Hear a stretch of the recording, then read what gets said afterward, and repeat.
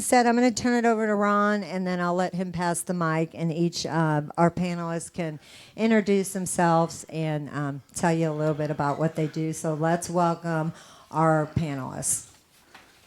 All right. That was supposed to be an applause. Yeah, there we go. Clap. I'll do the hand signals up here, just so you know, clap. All right. I am the CTO, CISO, and a bunch of others. I handle physical and cybersecurity for Lake County government in Indiana, northwestern Indiana. We deal right on the border of Chicago, so you can just imagine what the problems might be. I deal with law enforcement, Homeland Security, FBI, state police, different incidences. I also am a professor at Indiana University of Northwest. I just developed a minor in cybersecurity that will launch in fall of 23. And believe it or not, I've got 3 schools to talk to each other, which is unknown on a college campus. If any of you haven't been to school in a while, you know, the business school doesn't like to talk to the computer school that doesn't like to talk to the law enforcement side. So eventually, when you have an incident, you talk to all of them. So anyway, I'll take this out and we can all introduce ourselves. There you go. I'm Bernie Hirsch, the CIO and CISO and quality officer for There we MicroVote. go. Yay! Yeah, and Lake County is one of our customers. So Yes, we are. what MicroVote does is we provide the voting systems for 56 out of Indiana's 92 counties, and we also provide the electronic poll books. We support the electronic poll books in 76 counties, including this county. And I've been with the company since 2007. We are the longest continually operated voting system company in the country, founded in 1982 by a local Indianapolis family. The company has been family run since that time. Our owners right now are the Millers, live in Zionsville. So we are a Hoosier company through and through.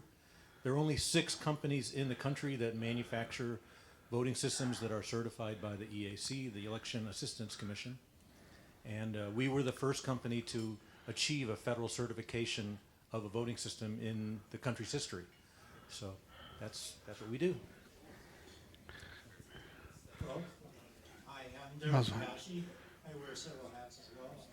I am the Vice President for InfraGard Indiana, which we interface with the FBI and a lot of good stuff going on there. I'm also the Director for the Collegiate Cyber Defense Competition for Indiana for colleges to compete in the blue team, red team kind of competitions for that.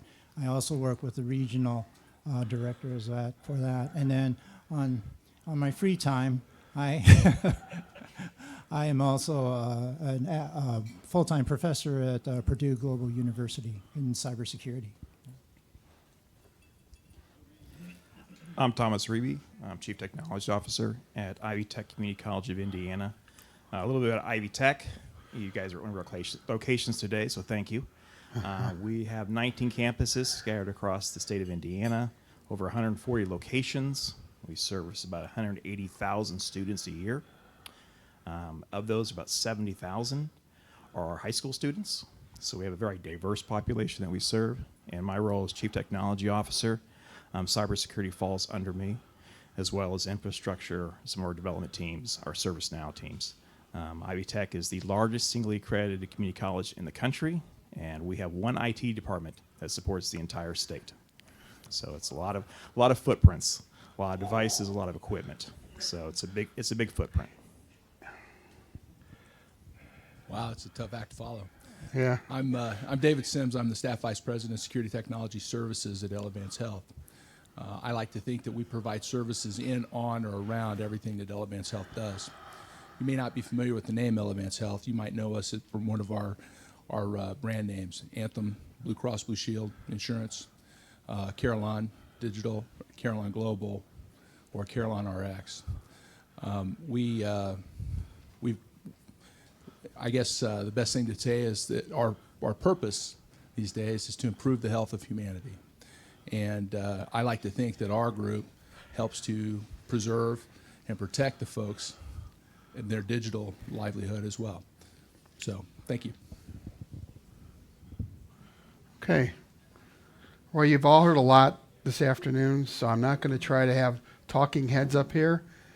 So I mean, because we can all talk for like, especially the professors, we could talk for like 3 hours. So if you keep us going, we'll keep going forever. You'll not off, not with me, but anyway. So we're going to try to get more interactive with this. So I'm not going to call anything like I would in a classroom, just just to make sure you're okay with that. But I'm going to kick it off with. I don't know if you saw the MGM quote from the CEO. MGM plans investment in tech after cyber attack, the CEO says. You don't wish this on anybody. We were completely in the dark. I mean, literally, the telephones, the casino system, the hotel system, the key system, and I could go on, and we're not functioning. So, the question becomes, how did that happen? Okay, so we all know about segmenting networks, right? Do you think they segmented in this situation? Probably not. So I'm going to ask our panel here, and whoever wants to participate.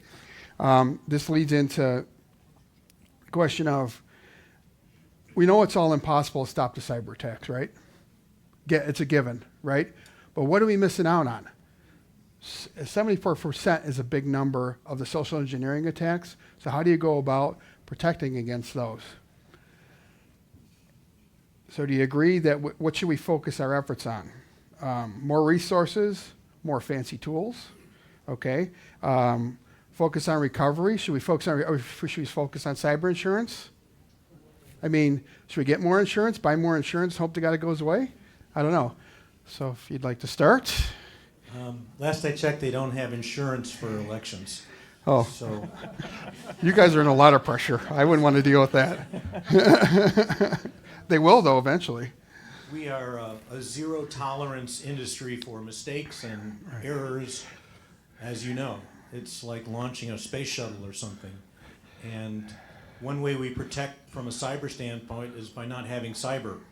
So a lot of claims are made that voting systems are not connected to the internet. In our case, they're not connected to each other in any way. That's right.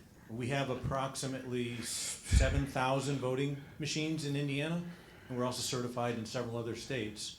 But none of those machines are connected to each other, and they all essentially are an individual election that happens. Right now, we are in an election right now in Indiana that just started this week, early voting for the November election. And each one of those machines is its own election. And so essentially our business is in the aggregation of that data. How do we move the data? When it's sitting still, it's on a standalone computer. And that computer has an internal RAID that maintains multiple copies of your vote after you vote. It doesn't confirm your vote for you until it's confirmed that has been successfully written several times internally onto non-volatile hardware. My biggest concern is one that I can't address directly, and that's a direct outflow of the fact that we don't have external networks running for our voting system. So guess what I can't have? I can't have a real-time off-site backup, which, as everyone in the security industry knows, is one of the best ways to protect yourself. So we have to have extraordinarily good physical security as well as cyber security controls in place in order to mitigate the potential risks from, let's say, civil unrest, as an example, or a hurricane, or a tornado, or a flood, a fire. So these are the things that keep me up at night. We do have multiple copies of the election results that are stored in multiple places.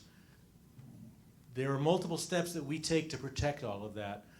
Another thing that I think we could do to improve the security of our elections is really beyond the scope of our election system, and that's once you're authenticated and authorized to vote, you enter the bubble of the election system. But who is authenticated and who is authorized to vote? And for mail-in ballots, that process is remote, right? I mean, it goes through typically the U.S. Postal Service. And so we did join we are now considered critical infrastructure in the United States for the last 5 or 6 years. So we do have access to all the federal guidelines and all of that. And I have spoken with the Postal Service workers. They have all kinds of contingencies to protect your ballot once it's dropped in a mailbox, but we don't control that. So I think improving, signature verification, who's authenticated to get to vote, that's where we would like to see things, as good as they can get. So fortunately with our systems, only about 3% of our votes are cast through the mail in Indiana here. So it's a relatively small portion of the votes that happen that way. So we can spend an extraordinary amount of time making sure that the people that cast those votes are actually those people. Great. I'm going to recommend you talk to the MGM Grand on how to separate the slot machines from the rest of the building. We don't make any slot machines. Okay, well, I know Sometimes that. it's- Well, it's close to a slot machine, though. You're But kind of we are picking like around. the house, the casino. We win either way. See, look, we got a little humor. Can you believe it? All right. Darryl, I think. I can start. We're almost completely opposite. So we're Purdue Global. We're totally remote. All access is online, and but the difference I think we have is that a lot of our interfaces with third party, like our LMS or our learning management system and that kind of stuff, and then any kind of data that we collect there, the PII and student information, we try to restrict that to. If we do need personal information, is more on a traditional network where you have HR or the advisors. We have a totally different system that's separated from that piece of the puzzle. But that doesn't mean that we are zoomed from any of the attacks like the recent one, the Move IT, those kind of things that come by that are third party that actually get involved with some of the transfer of the data and that kind of stuff that you were talking about. It's similar to Darryl. We have some of the same challenges. More and more, our data isn't on-prem. It was easy a couple of years ago. Well, I shouldn't say it was easy, but it was easier a couple of years ago to protect your data when you knew where it was always at. You knew where it was at rest at. You knew where it was in flight at. That world's changing as we go towards more and more SaaS solutions like Workday, Salesforce, ServiceNow, Amazon, Snowflake. I mean, the whole list keeps going on and on. As we get invested in these technologies, we now have to shift that responsibility of protecting that data that we trust with those entities through a legal contract. No longer do I have control over their tools. All I have is a contract between me and them that's going to say, you're going to protect my data. And if something happens, and as Darryl's mentioned, National Clearinghouse is a great example. They had a situation happen earlier this year. Then who's responsible for making us right? Who's responsible for making our students right? And that's a really important question in the college because those questions are real expensive questions. And so making sure that our contracts reflect that. And, at the end of the day, you get your lawyers involved and your insurance involved. All those people want to know what those contracts look like. And so for us, we got a lot of traditional security tools in place. And we've been doing it really well for a long time. But as our data now is moving to these places we don't have the control over like we used to, it changes how you look at that security. Thanks. I think I'm going to take a different track here. Can you move the mic a little bit closer? Thanks. We've heard a lot about tactical methods to address here. I think we really have to think about strategy. We have to think about relentlessly reducing the attack surface.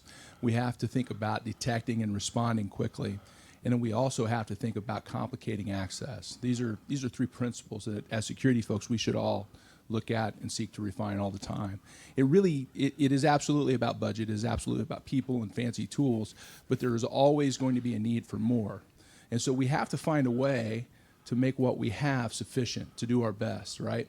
We can't make a mistake of thinking this is a mono attack, right? Any of the things that we do, any of the things that we touch, any of the layered defenses that we create can be compromised.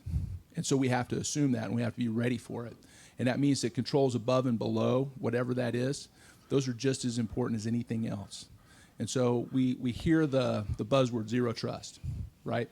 We really have to be zero trust. Our perimeters are no longer our perimeters, right? Our perimeters in every house, every coffee shop, every phone, right? So we have to have internal security control. And as people, we have to all be diligent and work hard, not to blame the user, but to enable them, to help them to do business and succeed. I have a question now for the audience. Anybody want to help participate and share what some of their struggles have been? Go ahead. Here, let me borrow my microphone. Just make sure. Thank you. First of all, thank you all. That was great. To your point, you talked about zero trust. You talked about reducing attack surfaces, third-party contracts, complicating authenticity. All those things are really important. I think for Toyota in the global landscape, expanding security culture, making sure that we're connecting security to every layer of the business. I've heard people talking, and I hear people nesting security within IT, which is not successful in any case. No. For us, we're moving security out of IT and connecting it at the executive level of the business all the way down to the factory floor. Making people accountable and responsible and having a person in charge of security at every area of the business is raised our security culture so that everybody feels that they have a responsibility to protect the organization. They take that as part of their ownership. Now, how have you done it on the manufacturing floor? Like when you have multiple, person has to log in and stuff like that multiple times. How do you? Yeah, so talking about logins and the tactical side of that at the factory floor. Yes. Looking at doing things like YubiKeys for authenticity and things Okay. like that. Going to passwordless and some Right. other things like that. We're relieving password fatigue, relieving alert fatigue. Those things Right. are important. But really, it's a responsibility. The more people that we get involved in the security culture, the more security our organization is. Because our employees are our front line of defense. What about the? Thank you for sharing. But what about the article that was just posted recently about the auto manufacturers sharing personal information to all the data sharing sites? Meaning, did you see the article that was posted on that? Anybody see that article? Yeah, I can't speak to that one. Would you like to share? I mean, it's a list of, pretty much every major automotive, company that we know of. And, the moment you connect your phone to the Bluetooth, they're getting, your geolocation, your contacts, your email. So, the list goes on and on. I think the article's from Wired or... It was Wired, I believe. Something like that. But, yeah, it came out a couple weeks ago. Yeah, so on the motor side, I think what you're talking about was the dev connection that was left open for a period of years, created initially and left open. And so personal data was being funneled to a dev environment for test, and then that environment was eventually breached by a third-party API. But they've been actually selling data.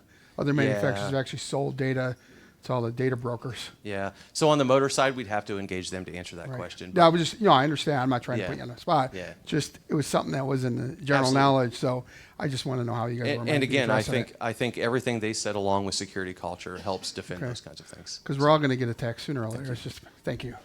Anybody else want to participate? You don't have to be afraid. We're all in the same boat. Well, they're afraid now that you call me out. I'm a prof. What do you want me to do? I'm just having fun. No offense.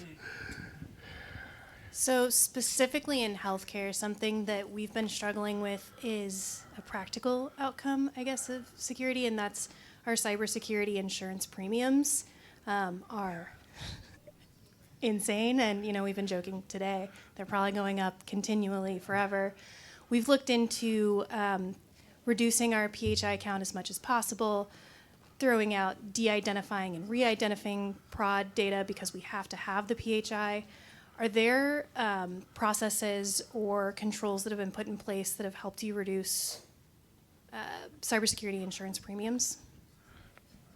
Do you want to address it? Yeah, I can take that one. I was Okay. involved in our negotiations here recently, and I agree with you. They are going up.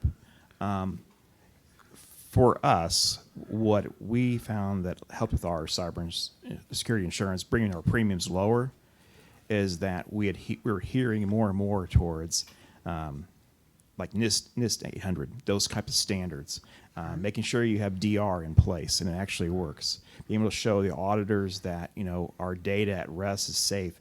I mean, multi-factor authentication, they want to see all these things.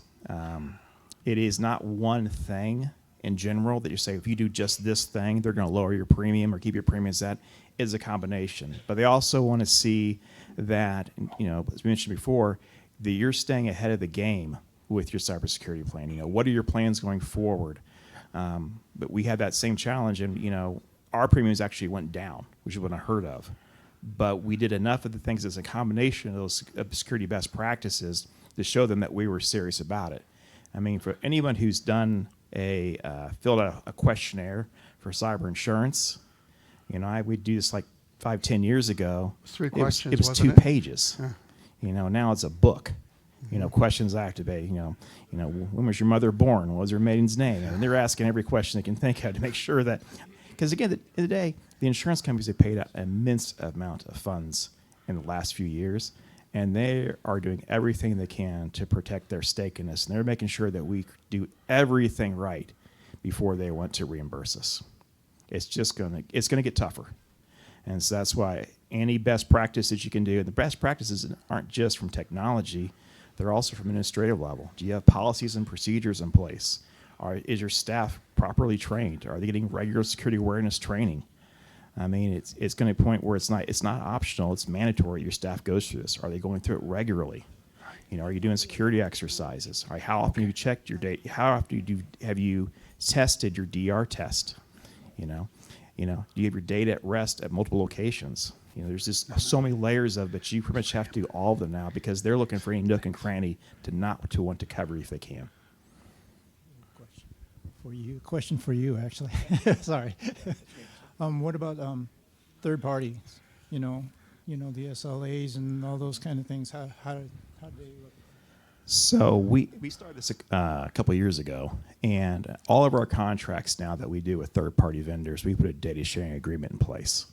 And if they're at risk, and if they cause the breach of our data, we make sure they cover all the costs. We make sure they carry cyber insurance on their own. We have minimal levels they have to carry, and we ask for proof of that cyber insurance on a regular basis.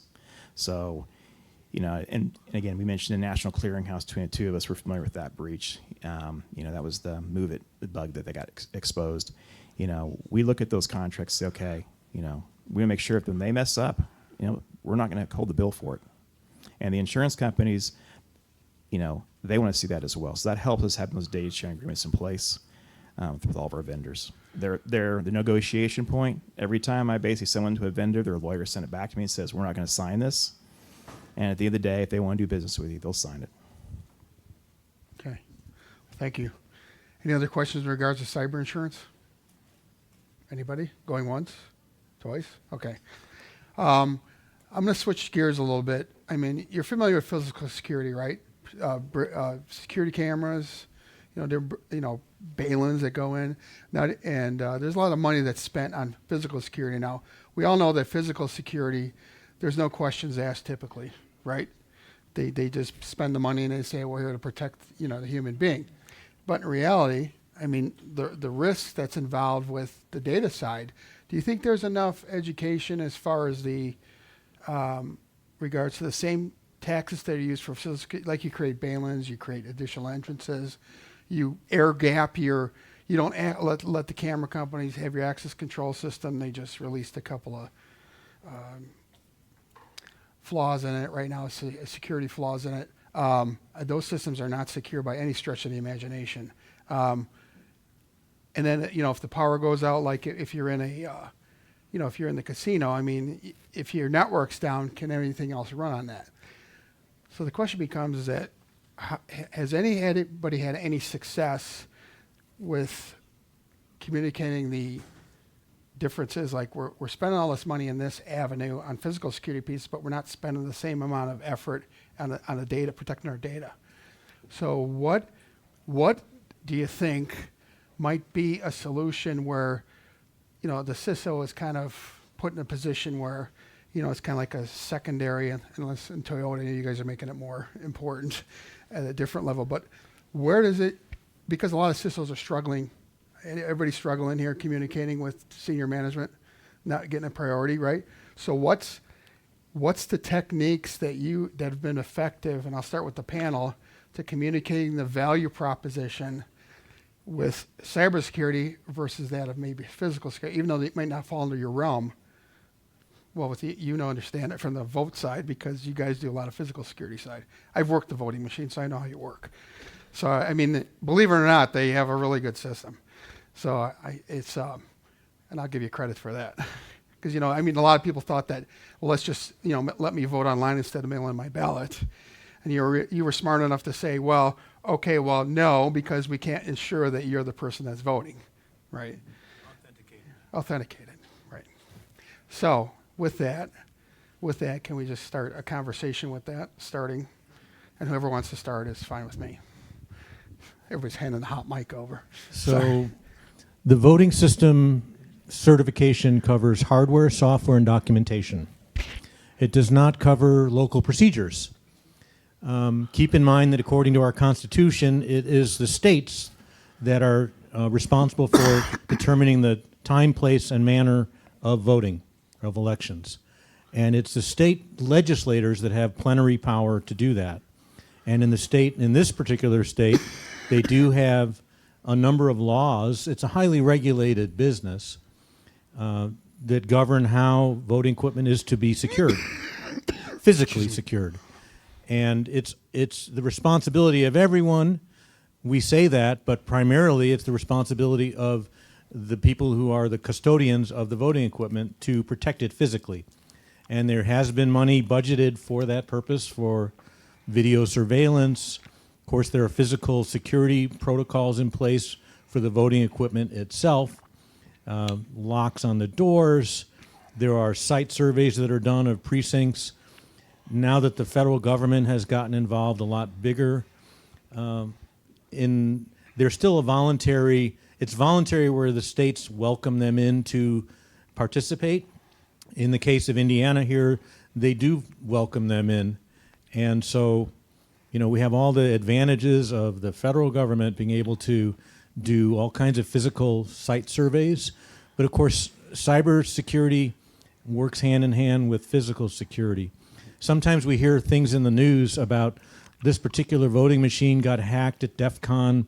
Well, how did they do that? Well, the professor had it for a month, and opened it up and eventually was waving an American flag when it powered up. Well, if you have full physical access to any device for unlimited time, well, you can, open it up and do whatever you're going to do. And the point is not necessarily only to protect it, but to detect, right? Because that's another thing that you have to keep in mind. You have to protect something, and then you have to identify, protect, detect. And so we do have security protocols in place to detect intrusion, both cyber. We have, in MicroVote's case, we have what we call a PEX audit. It's a pre- and post-election cybersecurity sweep. And we are aggressively and proactively before and during and after each election, we are checking digital hashes. We're checking who had access to the equipment. We do site surveys. We're trying to assist our customers in doing what legally they have to be doing anyway. And we do that with oversight. So as an example, if we have a laptop and we're checking to make sure that the software is the same software that was the trusted build that the federal government approved, well, we will check the digital hashes on the application, and that's witnessed by several people at the local jurisdiction, and they sign for it, and every piece of equipment that's used in the election has to be checked that way. We call it a sweep. So you could do a forensics audit, which would be much more complete. Naturally, all this equipment has event logs, and if it's Windows-based, it has the Windows logs. Even though our system is not networked in any way, we still protect it as if it was. So like the Security Content Automation Protocol, if you're familiar with that, SCAP. So we do the military-grade lockdown of our equipment, even though it's not networked. Just to give everyone a feeling that it's, at least we're not leaving things open, even though it's not connected to anything. So in the event it was to get connected to something, you know, we require certain lengths passwords and complexity and multi-factor authentication in different cases, but it's not always possible to do that, right? We do have multi-factor authentication in Indiana. You can't vote without showing your picture next to your face, which is, you know, multi-factor authentication. If you're voting by mail, you have to have your signature. In addition to eventually, in order to be accessed that, you have to submit a government ID. So within certain limits, we can limit who gets to vote that way. If you go too far, then it starts becoming a civil rights issue. So it's a real complicated business to navigate those waters. And it's the public, the voting public, that is our biggest concern. We want to make sure that they understand how this happens and be as transparent as we can so that they have as much confidence. You know, we didn't see Indiana in the news. No. And I always say, you know, if I'm on CNN that night, it's not a good night, right? So we like to keep it that way. I'll end by saying we're in Indiana this year. We're adding 100% coverage of a independent verification system. There's several ways to accomplish that, but we're now putting a voter verifiable printed audit trail printer in every voting booth, so that when you vote, it's not only being captured electronically in the internal rate I spoke about, but it's also being captured on a printer in the booth that's secured in a metal container. The container itself is manufactured in Noblesville by Noble Industries. We do that locally. And the voter gets to look at their selections printed on paper before they cast their vote, and they have to agree that those selections agree with their electronic vote. On election night, it's your electronic vote that is reported. However, we also developed the tools to do an audit to compare the paper record with the electronic record. And every record has a 15-digit randomly assigned number that is stored electronically, which is the independent verification system. The first 5 digits of those 15 digits is the voting machine serial number, which is unique across the entire system. And so we can randomly choose to audit ballots across the entire state that way. Thank you. The other thing that I think he didn't point out that you missed, that the people that actually operate the machines at the voting booths are very not tech savvy at all.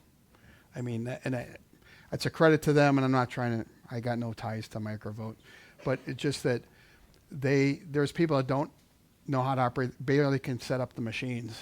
And Set up so that you don't have to trust us or them. Right. So it's pretty interesting on how it's set up, and I brought it up only because I've done it before myself, and it's pretty. I just wanted to see how they set the security up. You always learn from somebody else, right? So we have a question on the screen from Brad Seifert. He says, "How are your organizations coordinating with physical security to monitor and or pre-assess possible physical/property threats given recent events/conflicts? What tools or regional and national resources exist to assist?"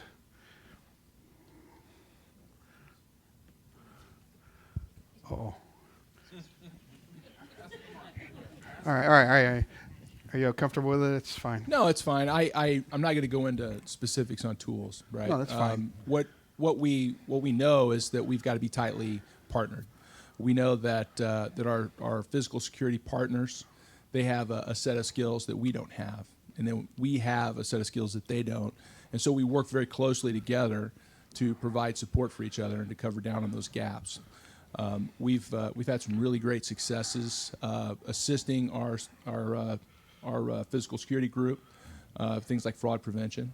They've had some really great opportunities to help us out with some of the access systems and our ability to access those to see, building activity and things like that. And so as you recognize that partner in the environment and you work with them and their capabilities, share information together, you create a more secure environment.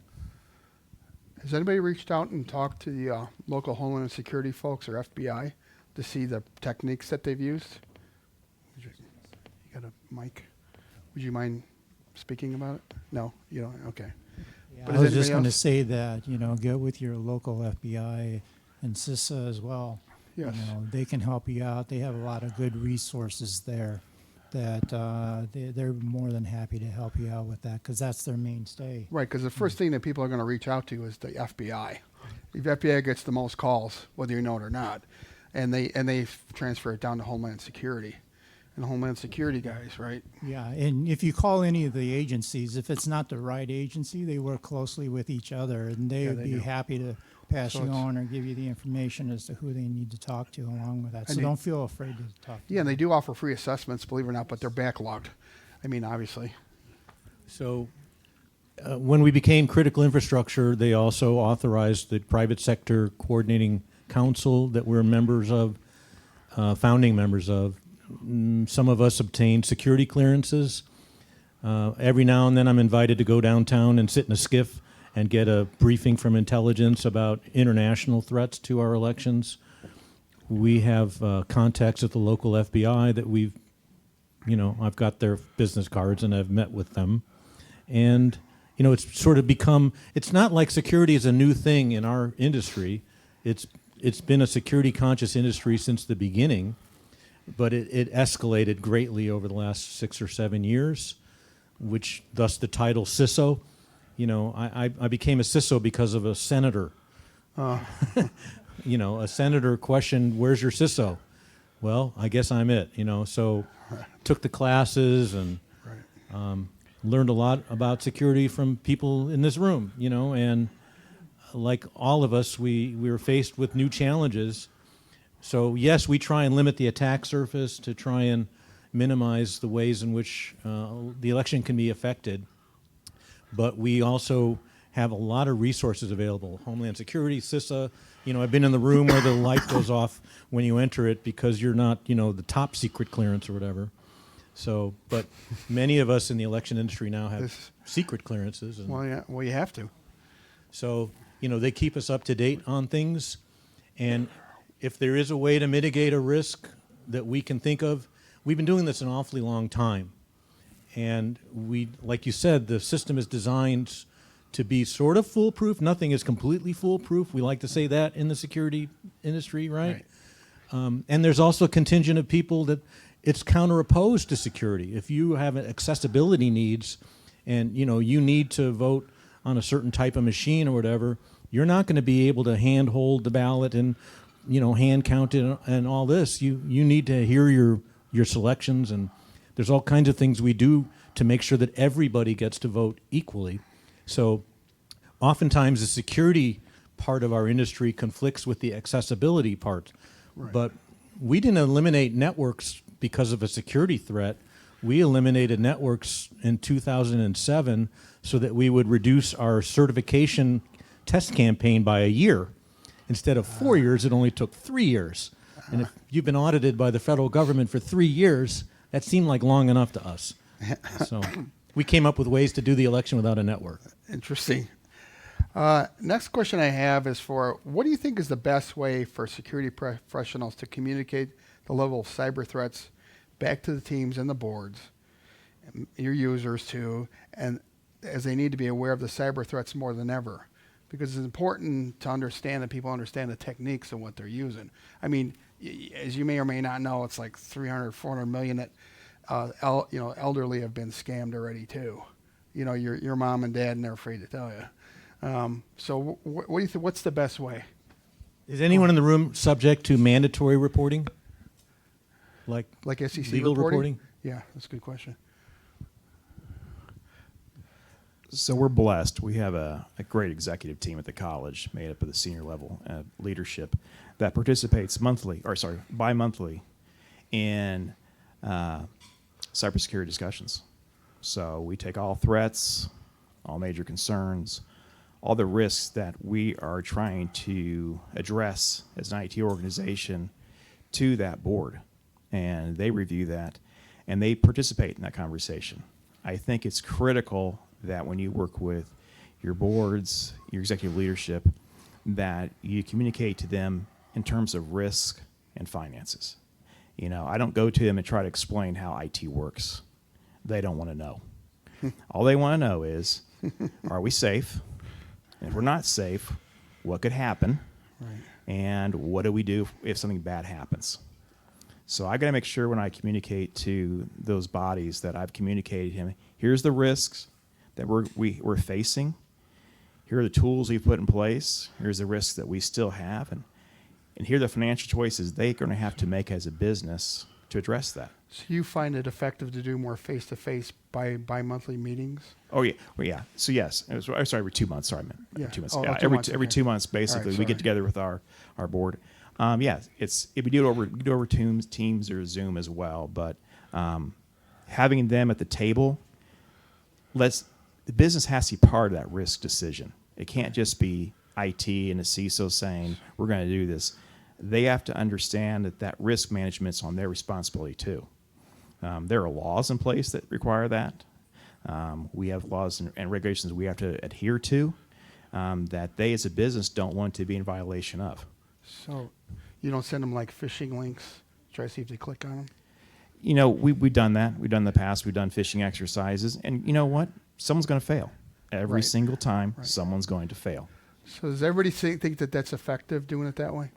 Sending phishing links and trying to, I've talked to other peers and they've said, well, we've offered promotions, gift cards if you didn't click on the link, right? And they've also offered, give you a penalty. You click on this again, you're going to get a less day off or something.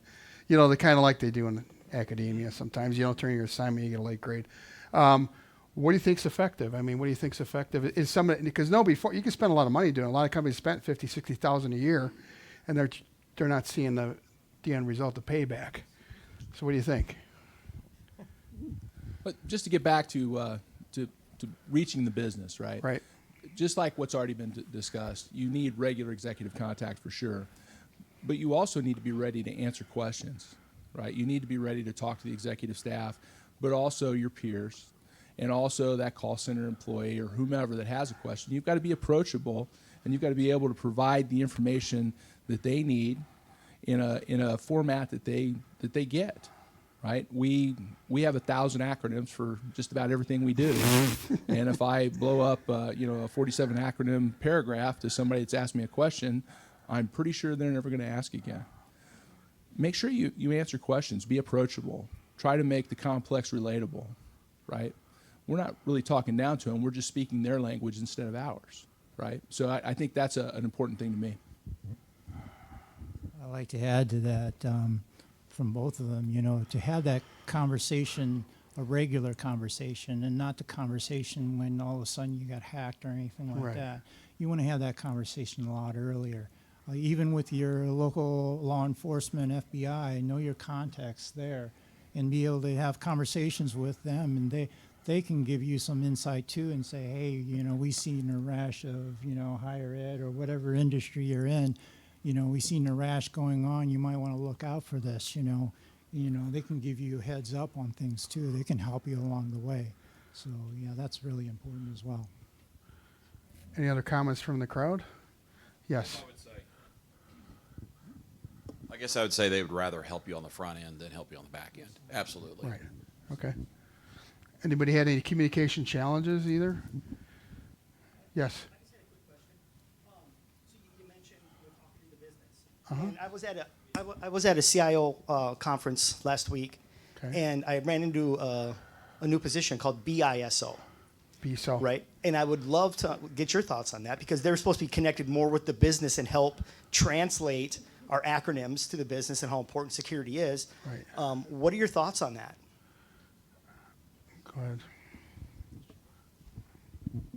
Well, I'm sitting right in front of one, so I have to say nice things, right?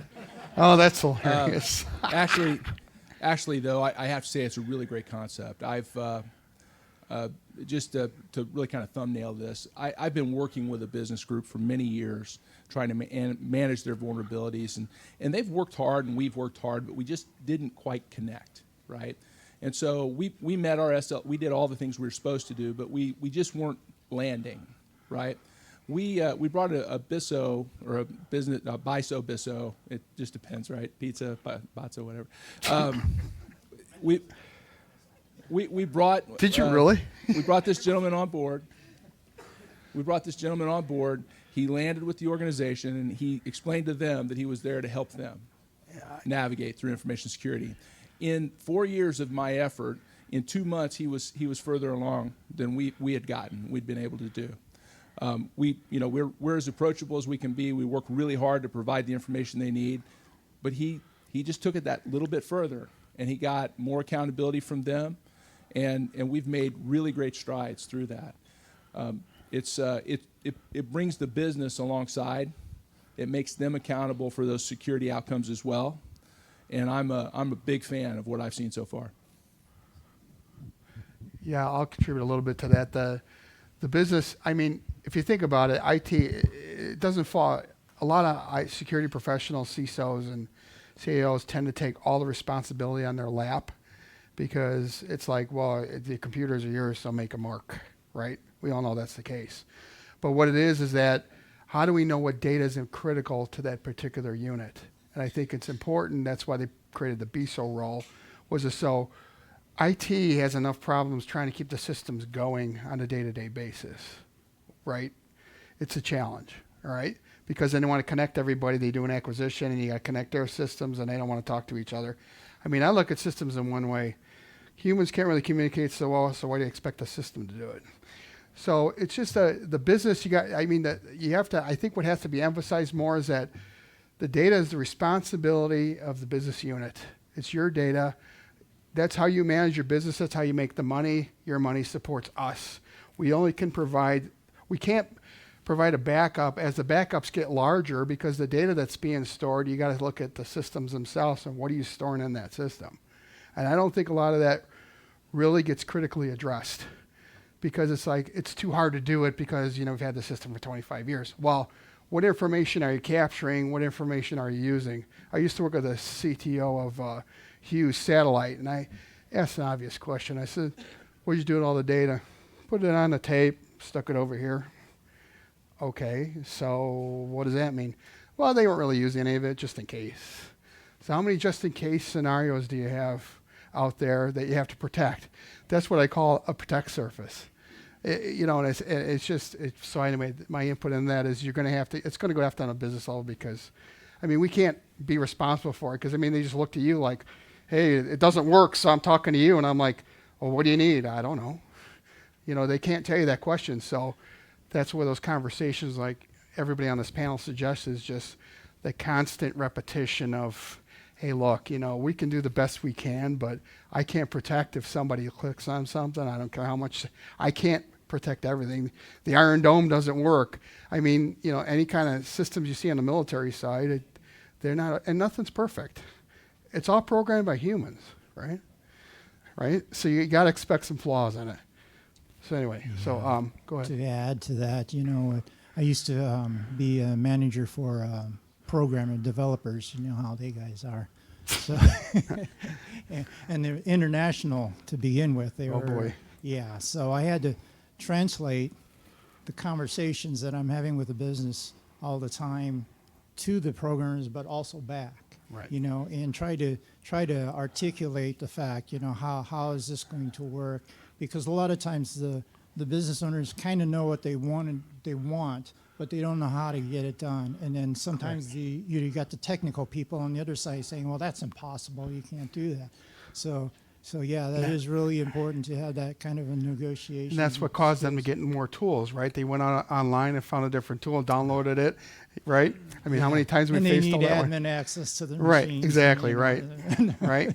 Right. And that's what happens, though. It's because they're frustrated now. Why did organizations go to the cloud? Why did you go to cloud computing? Why? It's a general question. Why? Because, it took too darn long to order the equipment, get it configured and rolled out, and by that time the business says, hey, wait a minute, I got to run, all right? I have no engine, I got the rest of the car, but you're the engine that runs me. So, unfortunately, in that scenario, then, you're forced to trust somebody else that they set it up right. Understand, I guess I'm trying not to teach this, but it's very difficult if you have a cloud environment because you don't know that they're checking all the boxes, right? We talked about that you have to make sure that somebody's doing it the right way. That includes a face-to-face audits, right? That's what the audit team's for. But I'm going to parlay a little bit different aside, because you've heard all the AI stuff and everything, but what are the challenges of controlling social media, particularly TikTok, on employees' computers, and how can the CISO train the security teams to educate the company's security posture? It's a big deal because you see people filming stuff in their offices. I've seen it myself. Okay, so how do we address that? I know they don't have like social media on the voting machines. I think we're good. Well, we have an additional problem where all of our students are at home. Yes. So, and I'm looking at it from the digital forensic side. How many times, we do these pictures and you see all this information behind you. Yes. And that can be critical, and even more so when you're in an office. Yes. Or like a technical guy goes and you can see the rack back there, and they got a Cisco so-and-so machine rack. Now they got a model number, they know what kind of systems they got, and they got all this information in there. And that's a tough part in terms of trying to train people to understand. I mean, the first thing is to make them aware that, that's not a good thing, to do that. Right. But then the question is where they're taking the pictures, Like I notice a lot of savvy people that they've gotten a room where it's pretty much a blank wall, right? Right. They don't have much in behind them when they're doing their meetings and that kind of stuff.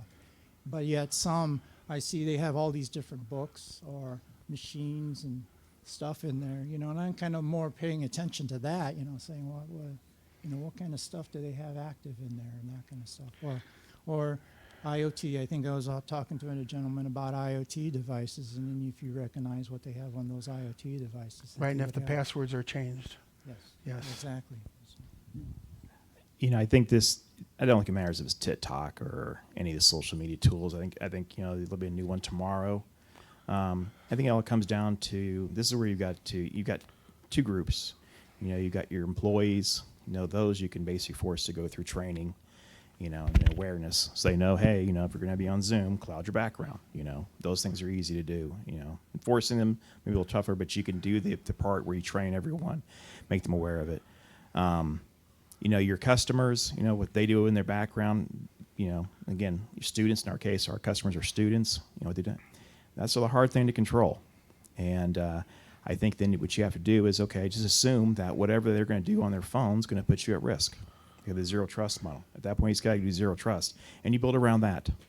You're never going to build a mousetrap that's going to stop it all. Right. So just assume, hey, this is part of doing business. And because of that, we're going to have to put in mediating controls that account for that. Okay.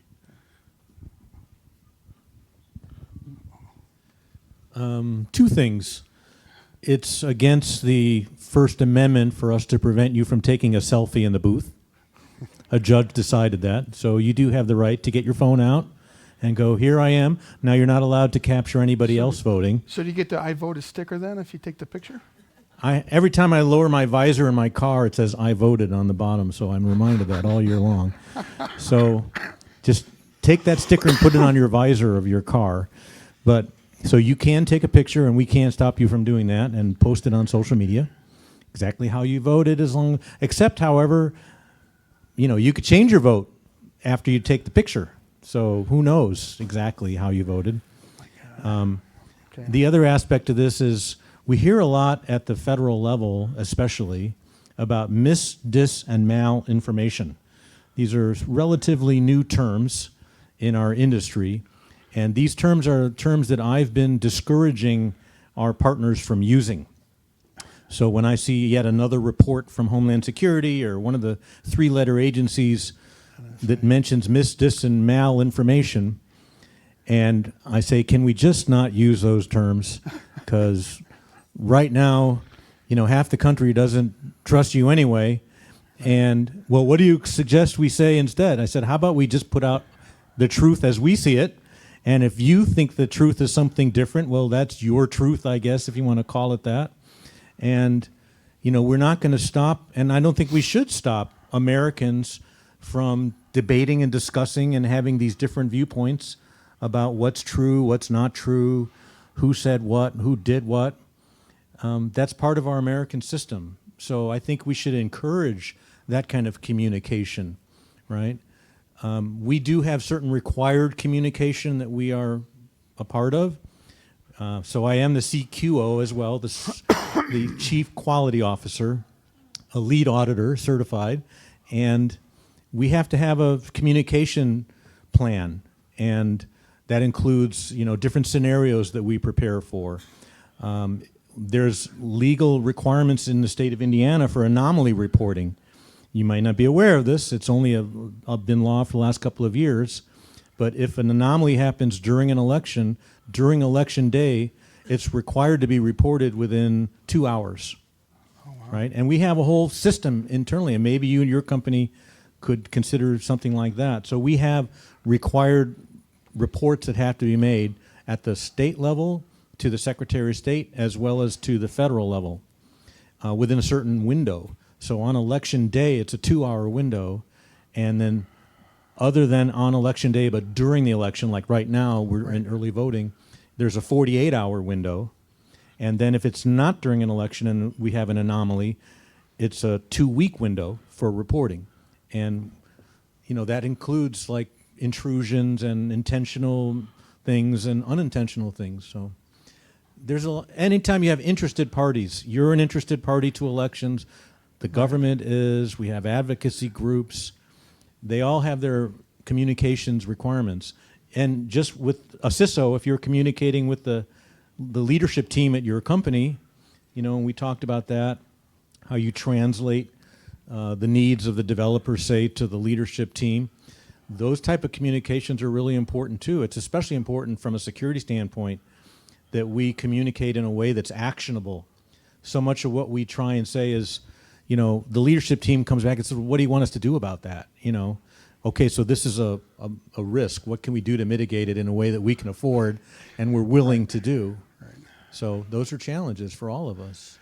I'm going to parlay in a little bit. We've seen a recent deepfake threat that was issued by the NSA, FBI, and CISO. And obviously they're talking about elections, you know, with deepfakes. You know, a lot of it's happened with the Ukrainian war. Now, what do you think, how best do you think that we can educate people on what the real impact's going to be with using deepfake technology? Yeah, so we did discuss artificial intelligence and election campaigns at our last federal national exercise, which is called Tabletop the Vote, which happens every year, and we just had one a couple weeks ago. Just about every state participated in that over 3 days. I was at the federal room in Washington, and then each state organizes a local room, like down at the State House, and people from around that state who are involved in the elections participate in an exercise. And it goes all day long for each state, and then like Indiana might be on Tuesday and Tennessee might be on Wednesday, and you might have like 20 or 30 states on each one of those days. And they set up scenarios, and we get input into that, you know, what are some of the things that could happen? And one of the scenarios was artificial intelligence modifying, you know, a candidate's message in a way that was really difficult to detect.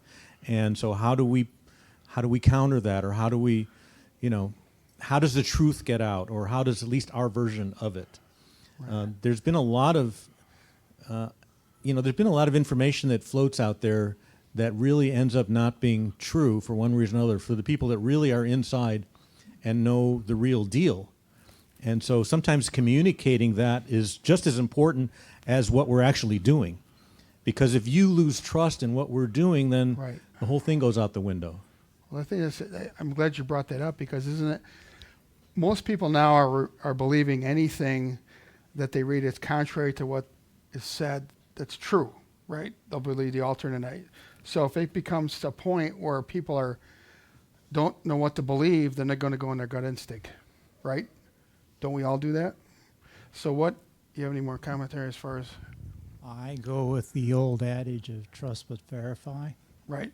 You know, and the garbage in, garbage out when we're talking to the students about AI and, you know, using the chat GPT, and that, you know, what you put in is kind of reminds me of when Google became popular. Correct. And everybody was worried about, you know, well, you get these search results back, you know, how do you know whether it's really telling you a valid thing? and now we're kind of mainstay. We kind of look at it and we kind of know how to verify that information coming back.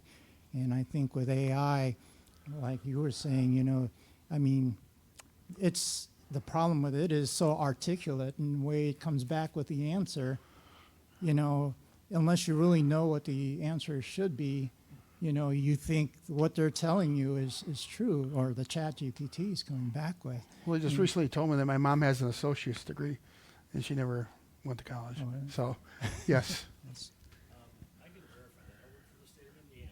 Okay. And for a very brief time, we had access. Oh, thank you. We had access to ChatGPT. So I thought, well, let's see what this thing can do. So I entered a query. I said, give me a 250-word biographical profile of, and I put my entire name, Allison Richard Pierce III, along with the spelling. Okay. Living in Indiana. All right. I didn't know I'd done that many things. According to them, I'd been a professor for 20 years at a historically black college, which, don't get me wrong, I have great, but I've never taught at college at all. I mean, all sorts of things, and I'm like, and it was very well written. It was like, if I had just posted this up there, people would have looked and said, oh, wow, man. It's impressive. Exactly. So I think one of the issues that I see right now is there's this rush. Get it out there, get it out there, get it out there. And maybe with the thing with politics is we say anything that you put out there as a campaign, you have a process where you get to validate it. Right. And then it will go out. And if anything comes flying out there, you say, what's the validation chain? And this would apply across the board, because if you're saying, if I'm running for office and I get up there and I say, I believe A, B, C, I want people to hear that. Correct. Somebody who doesn't like me came out there and says, no, he doesn't. Yeah. Well, if I have a verification chain, it can give a little bit more weight to it than just a comment from somewhere else. Right. Well, thank you. I appreciate the input. Okay, Darryl. All right. Well, something that I was kind of surprised about, because I participated in the brand new IC Squared program, the pilot. They wanted volunteers. Trust but verify is what we've always believed in, but I like what they put out, and I don't know if the CISSP will change this, but in the CC they say verify then trust. And I think I like that much better now, especially at entry level. But I think it's good for all of us.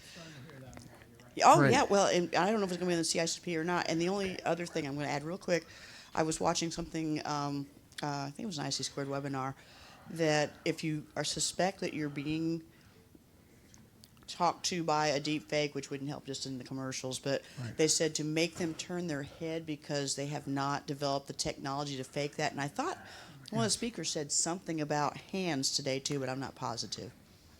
Okay. Well, thank you. Appreciate the input. Yes. We got time for one more question. What would be an example of an anomaly you would have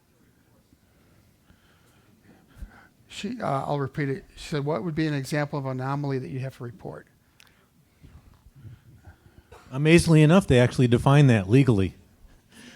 An anomaly is a reaction in a voting system that is anything that is unexpected.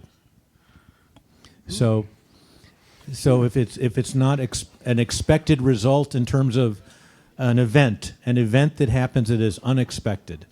So definitely, we have design and development of our voting system, and we have expected. I'm not talking about the actual results of who won or who lost. I'm talking about, when you push this button, that thing is supposed to light up, or when you do this other thing, it's supposed to start a printout. It's not supposed to reboot.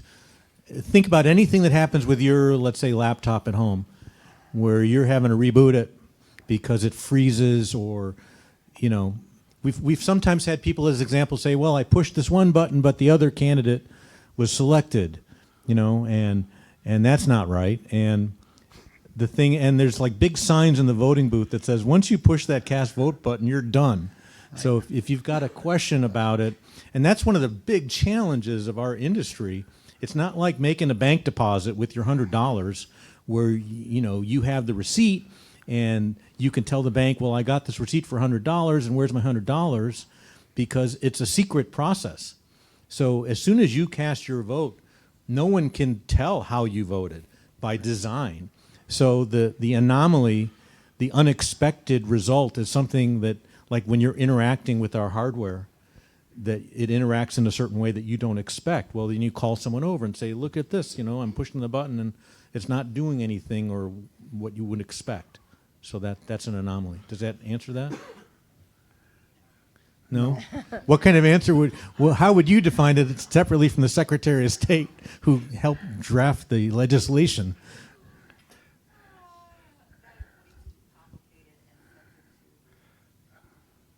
Okay. Yeah, we're going to...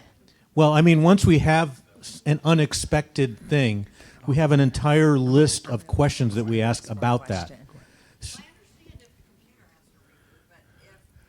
I don't, but anyway.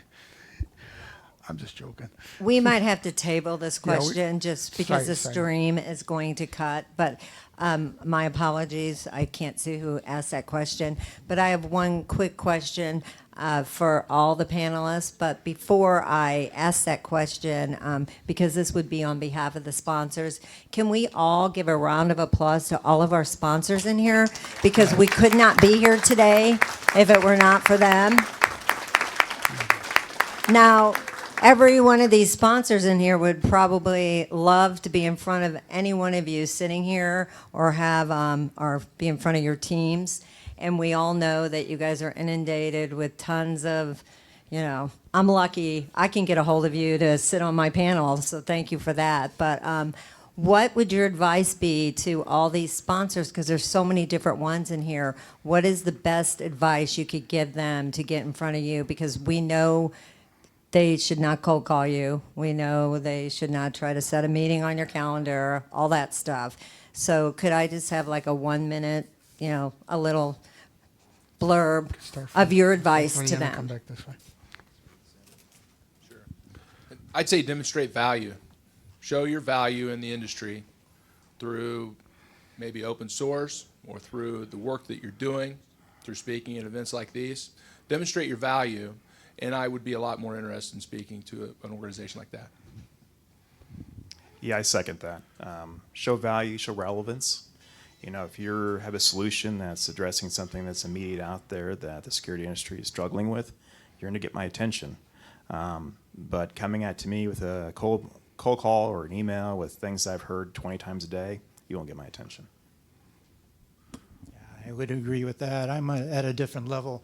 But with like InfraGard and all those other things, show your value to that, whether you want to get involved, whether you want to do sponsorships, how could we partner with you on those kind of things that can kind of bring your name out to, we have several thousand students, that, we can address and that and help you out. From my standpoint, if you participate in events like this as an exhibitor, or at a conference or at a trade show, I typically will find suppliers for something at that type of event. So typically I get contacted, multiple times every day through various sources, most of which never makes it into my view. But I will come to an event like this and I will walk around and try and decide if there's something that we could use. And, my point is you don't want to waste your time with people that don't need what you have to sell. Now, I understand that you might think, well, they don't even know what they don't know until I tell them, right? Because we have a unique service or product, and they don't know they have that need. So there are certain, unique things, but I think if you participate in this type of a conference, that's very helpful. When we're looking for penetration testing or vulnerability disclosure programs or something like that, it might be at an event like this that we establish those relationships and take that forward. Thanks. Plug for FutureCon? Yes. Sponsoring our events? I think. Ron, you still have to answer. Okay. I would say get all the zero trust buzzwords out of all your marketing brochures and be straight up with you, because I hear it all the time. You're not part of zero. You have a solution. You got to find what that niche is and be clear about what service you provide, like everybody else said. it's real simple. I only have this much time to spend, okay? So I just want to know what you do. Be honest about what you do. Don't read all the sales stuff that says keep asking me a question or bring me around the bend. Been there, done that. Okay, and you go to these events, talk to me straight and just say, this is our niche, this is what we do different. There's 3,600 vendors out there roughly right now. Okay, you got to differentiate yourself. There's no other way to do it. And we've heard it all already, believe me. And we just try to, it's just about, we're people too. So just think of it that way. Well, thank you all. We really appreciate you guys spending the day and your time, and everyone in the audience as well. So how about a round of applause for our panelists? And we still have drink tickets back there, so if anyone wants a drink, you could go grab a drink.